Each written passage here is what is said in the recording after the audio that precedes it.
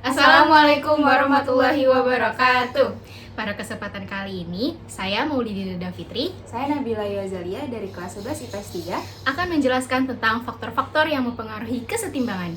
Jadi, faktor-faktor yang mempengaruhi kesetimbangan itu ada 6. Saya sebutkan 3 dulu. Yang pertama, konsentrasi. Jika konsentrasinya naik, arah kesetimbangan itu ke produk atau ke kanan.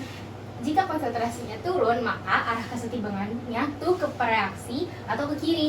Yang kedua, ada ketegangan. Jika tosar, maka kocil, arahnya ke kanan produk. Jika tocil, maka kosar, arahnya ke kiri reaksi.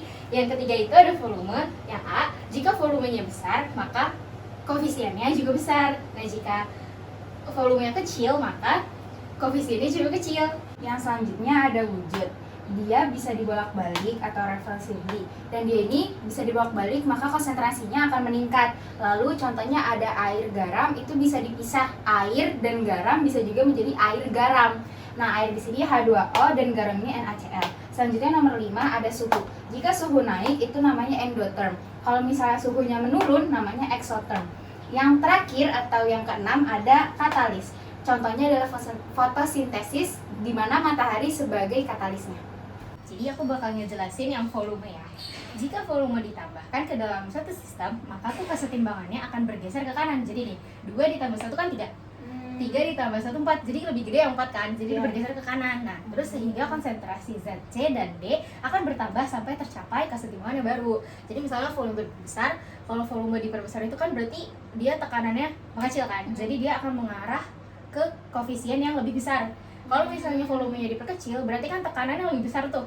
Nah, itu jadi dia akan mengarah ke jumlah koefisien yang lebih besar kayak gitu. Oh gitu. Terus kalau contoh di kehidupan sehari-hari itu apa ya, Di? Contohnya kayak kamu ngedidih air nih. Misalnya volume itu apinya, terus air tuh koefisiennya. Jadi kalau misalnya volume diperbesar, apinya diperbesar, dia tuh airnya bakalan mendidih lebih cepat.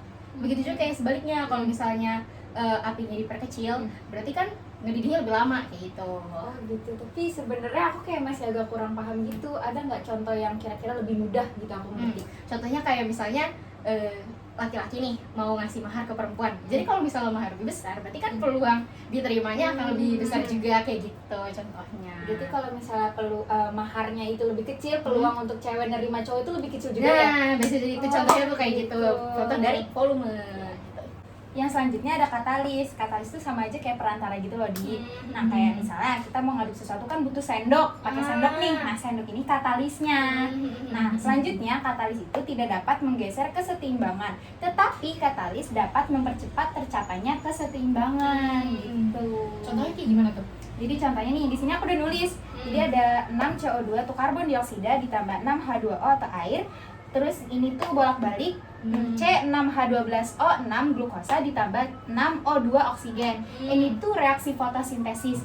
Jadi kalau misalnya kita mau berfotosintesis kan kita memerlukan bantuan dari matahari. Nah, mataharinya itu katalis. Iya. Kalau contoh di kehidupan sehari-hari kayak gimana tuh?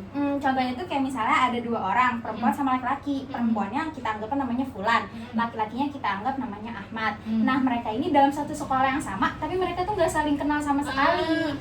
Nah, terus pas sudah besar mereka ini menikah. Nah, si Fulan ini tuh konteksnya udah kenal sama orang tuanya Ahmad, tapi dia nggak kenal sama anaknya. Nah, yang ngedeketin mereka berdua sampai nikah ini orang tuanya si Ahmad. Orang tuanya Ahmad ini berperan sebagai katalis. Jadi kayak ibarat kata matahari sama orang tuanya Ahmad tuh sama, itu sama-sama menjadi katalis. Gitu deh. Nah, itu dia penjelasan faktor-faktor yang mempengaruhi kesetimbangan, Terutama pada faktor volume dan faktor katalis. Semoga teman-teman bisa lebih paham ya atas video kami berdua. Terima kasih banyak sudah menonton. Wassalamualaikum warahmatullahi wabarakatuh.